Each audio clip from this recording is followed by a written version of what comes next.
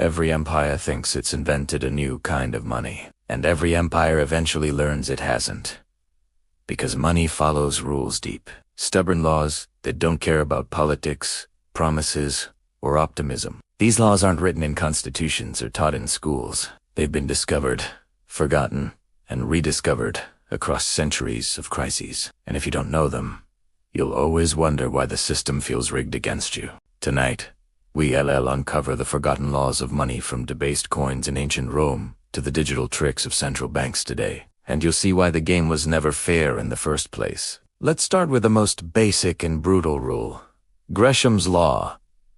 In the 1500s, Sir Thomas Gresham explained it to Queen Elizabeth I. Bad money drives out good. The principle is simple. If two kinds of currency circulate at the same time, one trusted, one debased people will spend the bad money and hoard the good. Take Rome, for example. When the silver denarius was gradually diluted with base metals, citizens weren't fools. They paid their taxes and debts with the new junk coins and hid away the older, pure silver. Teleson? Teleson. If rulers try to cheat by debasing money, people adapt. They spend the fake and hoard the real. But there's a second law, almost like the evil twin of the first. Thiers Law. Named after Adolphe Thiers in 19th century France, it says that in moments of true collapse, the logic flips. In a crisis, good money drives out bad. Imagine Weimar Germany in the 1920s. Prices doubled every few days. Wheelbarrows of banknotes bought loaves of bread. In that environment, no one wanted to hold marks for a second longer than necessary. People fled into dollars, gold, cigarettes, or barter anything with real value. Gresham describes the slow decay of money. Thiers describes its sudden death. So what happens in the gray area between slow decay and total collapse? That's where the Cantillon Effect comes in.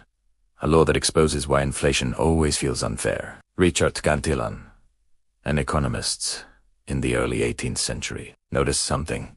When new money enters the economy, it doesn't touch everyone equally. Those closest to the source of the government, the banks, the elite spend it first. By the time it trickles down to workers and savers, prices have already risen. The early recipients buy assets at yesterday's prices. The late recipients get stuck paying tomorrow's.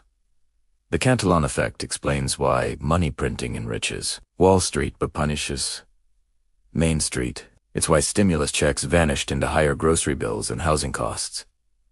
Inflation isn't just a number, it's a wealth transfer. And you're not on the winning side.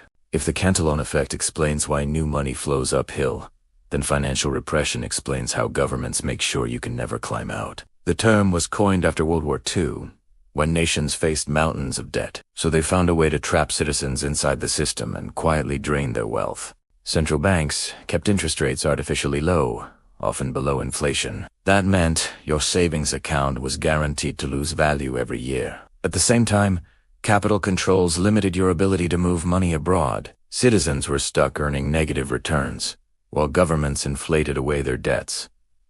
It was a silent form of taxation. Fast forward to today, and you'll see the same playbook. After the 2008 crash, rates fell to near zero for over a decade. Savers lost trillions, while asset prices soared for those who already owned stocks and real estate. This wasn't an accident. But these laws don't just apply at the personal level. Some operate on the scale of entire empires.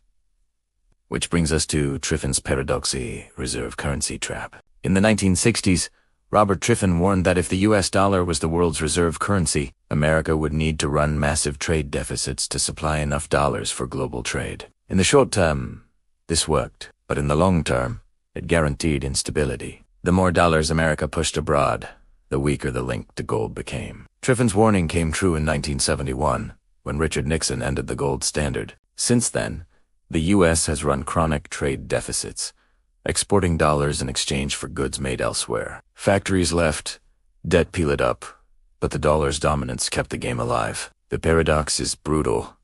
To remain the world's reserve currency, the US must sacrifice the health of its own economy. If Triffin's paradox shows how the global system is trapped, then Godot's law explains why every attempt to manage it makes things worse. In the 1970s, economist Charles Goodhart observed that when a measure becomes a target, it ceases to be a good measure.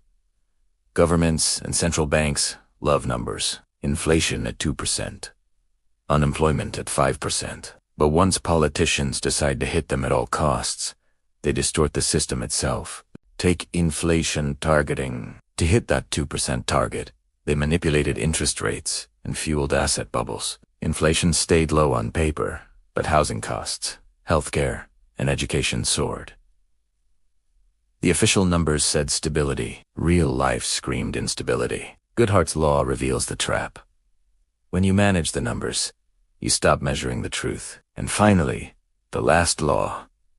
The law of diminishing returns on debt. In the early stages of growth, debt fuels expansion. Borrow $1, get $1 of GDP growth. But over time, as debt piles higher, the return falls. $1 of new debt might buy only 50 cents of growth, then 25, then less. Eventually, debt keeps climbing, but growth stalls. We are living in that stage now. The U.S. debt is over $30 trillion.